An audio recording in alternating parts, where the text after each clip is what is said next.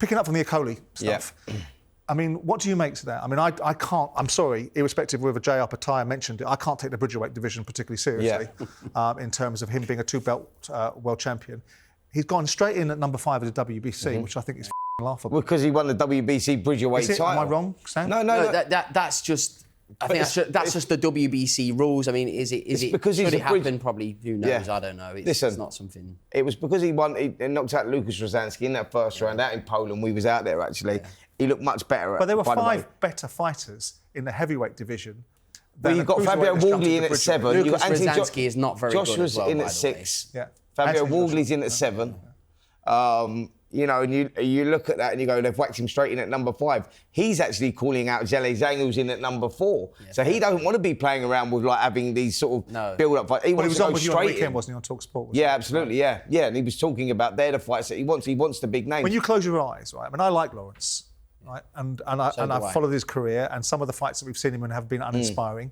And Chris was brilliant, and I went to the fight in Bournemouth. I think you were there as well, weren't you? Yeah, he was very good. Chris was brilliant in that night, and we had to dig deep because I think he was in trouble in the sort of 3rd or 4th round in that fight, and came back and dealt with Lawrence. But Lawrence has this stigma that follows him, that ultimately he doesn't do enough in certain fights. I mean, obviously he was better when he won the world title in the Bridgerweight because he went and let his hands go. Do you think that he can do something significant in the heavyweight division? Do you, in your mind's eye, when you close your eyes and you think of Lawrence and you close your mind and you think of him against Chris and you think of him in other fights, do you think that he's going to make a dent in the heavyweight division, or is he just going to get more money for being in there? I do, personally. You do? I'll tell you why. Do you want to go first? Who do you see him beat? The reason why I do.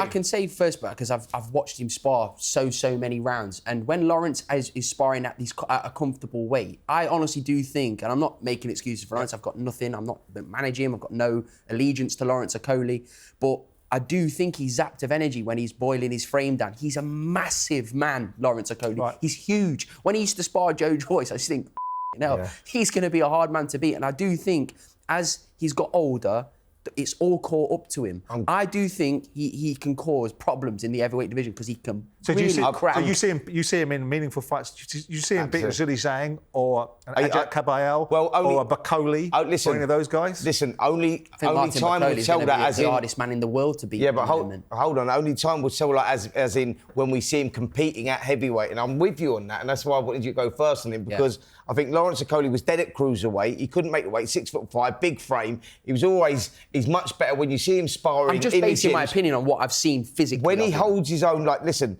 him sparring Anthony Joshua got him into it anyway. He recognised where he was at and where he could be. Even in the heavyweight division, he talked about sparring with Joshua and actually finding himself comfortable in that heavyweight division. I think you'll see not so negative performances from Lawrence. That's what I was going to ask you. Because when you're making the weight, you know the first thing that goes when you make weight is your punch resistance. Yeah. Lawrence knew how tough it was to make that weight. We saw against Chris Smith, he was going down with half-hit shots and you're going, this guy's lost all his punch resistance. Yeah. The confidence that you saw when he boxed Lucas Rozansky, when he took the fight to him, is because he was more comfortable at the weight. Right. So he's comfortable with his resistance at heavyweight. So you think this is right? I think he's going to be a force at heavyweight. He should have done it. He should have done it soon. I know he obviously got paid well against Bilham Smith, but I am not playing down Chris Bilham's performance because he was brilliant that night. But I'll give Lawrence a great good shout in the heavyweight division. Yeah, I agree with that. I think he's going to be a different. He'll be a different fighter. It'll be interesting to watch, won't it?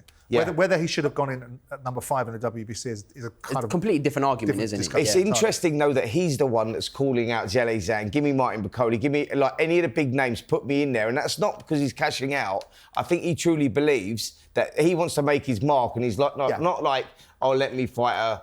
You know, his stock's gone down since the Bilham. As soon as he lost, because of the negative performances. Yeah, the negative. Yeah. He's had a few, as you say, not very memorable performances. But like I say, I've seen him box in the gym, seen him spar, and if he transfers that, if he's that in the heavyweight division, he can cause a lot of problems. When you saw that, was he weighing heavyweight? That's what I say. He was weighing at heavyweight. At heavyweight, what would you expect him to walk around? What would you expect him to be? He's a big guy. 17 stone.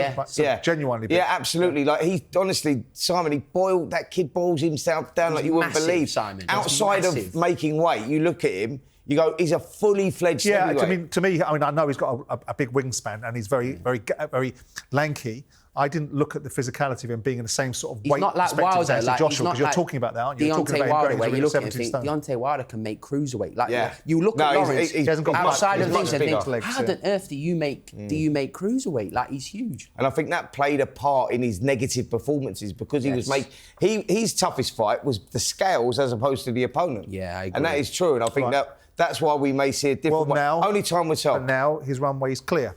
Ultimately, we'll have none of those challenges now, because if he's going to fight in a weight class that enables him to be strong at the weight and physically able to do the things that we have criticised him not for doing in the past, which is being aggressive, then good luck to him. Yeah, good luck to him. And for him, if he gets a shot at a world title, then that will be in 3 divisions, and Lawrence will have a legacy to look back on if he managed to get himself into a space like that. Absolutely. Before we go, but remiss of me not to mention the rumours circulating around about Eubank Jr. versus Canelo.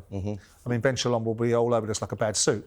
Well, that's what I think Eubank has said. Look, he wears quite a lot. He knows the Conor Benn fight's there whenever for him. So I think that for Eubank, it was always about getting the Canelo fight. He said that he wanted to challenge himself. He wants that world title shot. He would choose Canelo over Ben because Ben's always going to be there. And Ben's got his own issues going on at the moment, and we don't know when he's going to be allowed back in the ring. So Wembley Canelo's Stadium? the obvious fight. Wembley Stadium? I don't believe the fight's going to happen in a million years. Why? Just from what I'm hearing, I don't believe the fight will happen in a million Why? years. And I would But you're Conor Benn's mate, though. That's It's right. not about even being Conor Benn's mate. I'm just. It's like, what it's like when about Terence. He was meant to fight Terence Crawford. He was meant to fight Canelo. But if the money's on the table, mate, the Yeah, fight but will that's happen. that's a Yeah, different but thing, isn't it? That's he's- stepping up 2 weight divisions for Terence Crawford, isn't it? I'm just giving you. I'm putting my neck on that fight does not happen. What, because Chris Eubank doesn't really want it, Don't. or because the mechanics I of just the Don't put a hand up to God, though. No. Don't do that. We're not going to do that again. We're not 2 gonna- hands to God. 2 hands to God. I don't believe that fight will happen. I'll have a side bet with you there, Spencer. But you're not telling us why. I'm just from what I'm hearing. I'm just from what I'm hearing. I Because don't of the believe- economics, because of the Just why on earth would Canelo Alvarez come and fight Chris Eubank Jr.?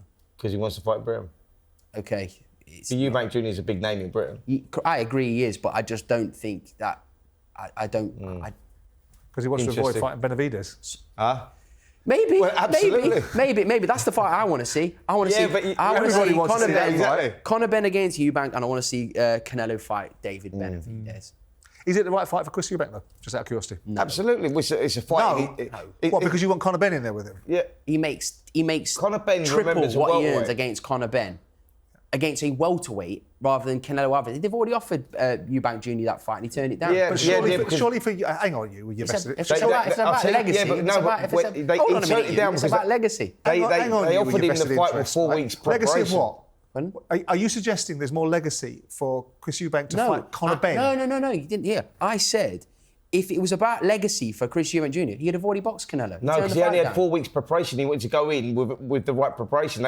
Because Canelo, as you know, But that's not the only same gives his question, opponents the right preparation. No, but what he's saying is... But it's not the same question. Yeah. The question is it right for Chris Eubank? So if it's about legacy, if it's about an opportunity, you say he would have fought I think him it's when he's now got an opportunity to fight how him. do It must be the right in fight your for him, words, it's a grotesque mismatch. for fighting Conor Benn. No. Yeah, Against- it's fighting Conor Benn, yeah. I genuinely don't believe that. Well, not financially, you probably don't know. No, because you've I- got vested interest. No, I haven't got any vested interest. I'm just saying it as my opinion. I think you can't say to me, Eubank Jr. against Canelo is a closer fight than Conor Benn against Eubank. Eubank against Conor Benn is a much closer fight Eubank, than yeah, but against they're Canelo two against totally Eubank. different No, but weight it's divisions legitimate. against- It's weight class against weight class. Yeah. We're taking Conor Benn up from 147 to 160. Conor Benn spars middleweights regularly, though. Sure, but there's a reason why he fights at Regularly. 147, isn't there? Come on, Eubank Jr. against Canelo is not competitive. Come on, But guys. they're right there, but they're the Come on, same weight Sergeant. division. That's what he's saying, and you go, what? Like, Yeah, but, I get it. Yeah, You go, but like, I'm probably the same weight as you. It's not going to be. It's not going to be competitive, is it? No. Well, all right. You've got to give me some sort of. So chance, could you know lean what I on mean? you. We're divided. I I'm with you. would prefer to see Eubank Jr. in a fight where the accusations that people make about the fact that he doesn't actually take the meaningful fights. He talks about getting good fights, and really all we're doing is fueling his house in Las Vegas and his poker habit. I'd like to see him go and fight Canelo Alvarez, put himself to the test, because if he put in a good performance, or even if, God forbid, for him and the fact that we'd have to listen to it forever, he won, then the opportunities would be great. You think it's a complete mismatch, but I think it's the right move for him to take. I'm with you. And he's going to get paid big bucks for it as well. You've got to go for. You got to like. Eubank got it Jr. Wembley, has always been slagged off because he's not taking the meaningful fights. He gets the world title opportunities. He's not taking them. You go into the circus that's Conor Benn and Chris Eubank, because that's what it is right there, two totally But different weights. it's a stadium sellout. Yeah, but what I'm saying is, but it's again, that's him just taking the money as opposed to fulfilling the dream. Do you know what I'm saying? Yeah. Now he does a bit. And with Canelo, he does a bit of both. He gets paid decent dough. He gets lots of credibility. And he gets a shot at something that people have accused him of not doing. I completely understand it. And if it was on, and he still gets Conor Benn afterwards. And Conor Benn fight's always going to be. But the thing is, what you say, you're asking me if would I? Of course, if Eubank Jr. boxed Canelo, I'm going to go, or I'm going to pay the 14 quid or whatever, 20 quid to watch it for sure. But I just want to see Conor Benn against Eubank. Okay. Right. That's it for episode 93 of Talk Boxing. Spencer, thanks very much. You're going back to Good Morning Britain, Sam, and we'll see you next time we're out.